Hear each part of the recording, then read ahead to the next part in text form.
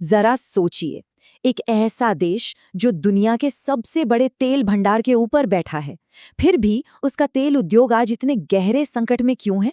चलिए आज इसी विरोधाभास से पर्दा उठाते हैं और समझते हैं कि आखिर क्यों इतना बड़ा खजाना एक वरदान के बजाय अभिशाप बन गया।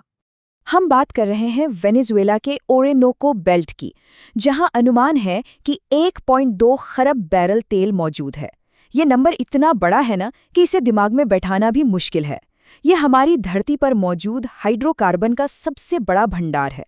तो सवाल ये उठता है कि अगर खजाना इतना बड़ा है तो दुनिया की बड़ी बड़ी तेल कंपनियां यहाँ लाइन लगाकर क्यों नहीं खड़ी हैं? और वेनेजुएला खुद इस दौलत से मालामाल क्यों नहीं हो पा रहा? यही वो पहेली है जिसे हम आज मिलकर सुलझाने वाले हैं। इस पहेली का पहला और सबसे बुनियादी जवाब कहीं और नहीं बल्कि खुद उस तेल की क्वालिटी में ही छिपा है। ये एक भूवैज्ञानिक यानी जियोलॉजिकल समस्या है। देखिए, सारा कच्चा तेल एक जैसा नहीं होता। एक तरफ है सऊदी अरब या अमेरिका का हल्का कच्चा तेल, जो पतला होता है, आसानी से बहता है और अक्सर जमीन के दबाव से ही खुद ब खुद ऊपर आ जाता है। और दूसरी तरफ है वेनेजुएला का एक्स्ट्रा हेवी क्रूड, जो इतना गाढ़ा और चिपचिपा है कि उसे जमीन से निकालना ही एक बहुत बड़ी इंजीनियरिंग चुनौती है।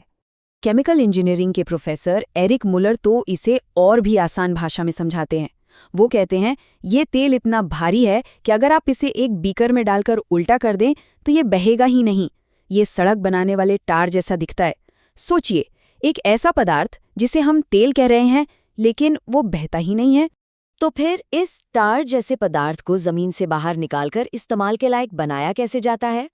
बस यहीं से असली तकनीकी और वित्तीय चुनौतियां शुरू हो जाती हैं।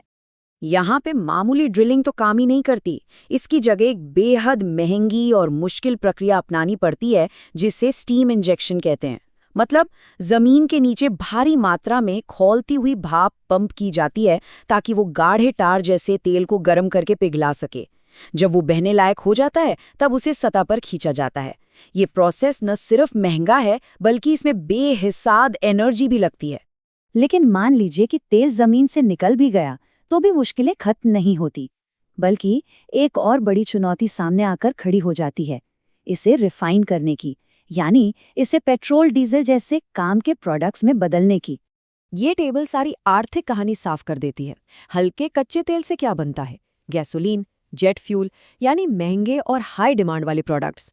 और वेनेजुएला के भारी तेल से, उससे मुख्य रूप से बनता है डामर यानी सड़क बनाने की सामग्री, जिसकी कीमत बहुत कम होती है। ऊपर से इसे प्रोसेस करने के लिए स्पेशल और बहुत महंगी रिफाइनरियों की जरूरत पड़ती है, जो मुनाफे को और भी कम कर देती है। इन तकनीकी और आर्थिक मुश्किलों के अलावा इसकी एक और बहुत बड़ी कीमत चुकानी पड़ती है, और वो है पर्यावरण की कीमत। इस भारी तेल को निकालने की प्रक्रिया में मीथेन गैस बड़ी मात्रा में निकलती है, और मीथेन एक बहुत ही पावरफुल ग्रीन हाउस गैस है। अक्सर इस फालतू गैस को बस जला दिया जाता है। इस प्रक्रिया को फ्लेयरिंग कहते हैं। लेकिन ऐसा करने पर भी कार्बन डाइऑक्साइड यानी CO2 तो हवा में जाती ही है, जो सीधे सीधे क्लाइमेट चेंज के लिए जिम्मेदार है। ये चार्ट देखिए, तस्वीर एकदम साफ हो जाती है। वेस्ट टेक्सास या सऊदी अरब के तेल का एक बैरल निकालने में जितना प्रदूषण होता है, वेनेजुएला के तेल में उससे कहीं ज्यादा ग्रीन हाउस गैसें निकलती हैं। ये इसे दुनिया के सबसे ज्यादा प्रदूषण फैलाने वाले तेलों में से एक बना देता है। तो मतलब सीधा है, जो तेल पर्यावरण को सबसे ज्यादा नुकसान पहुंचा रहा है, बाजार में उसकी कीमत भी सबसे कम है। ये तो हर नजरिए से एक घाटे का सौदा है। लेकिन इस कहानी में सिर्फ जियोलॉजी और इकोनॉमिक्स की ही दिक्कतें नहीं हैं। इसका एक और शायद सबसे विनाशकारी पहलू भी है, वहां की राजनीति और मानवीय कारक। विदेशी तेल कंपनियों के साथ वेनेजुएला का इतिहास हमेशा से ही उतार चढ़ाव भरा रहा है।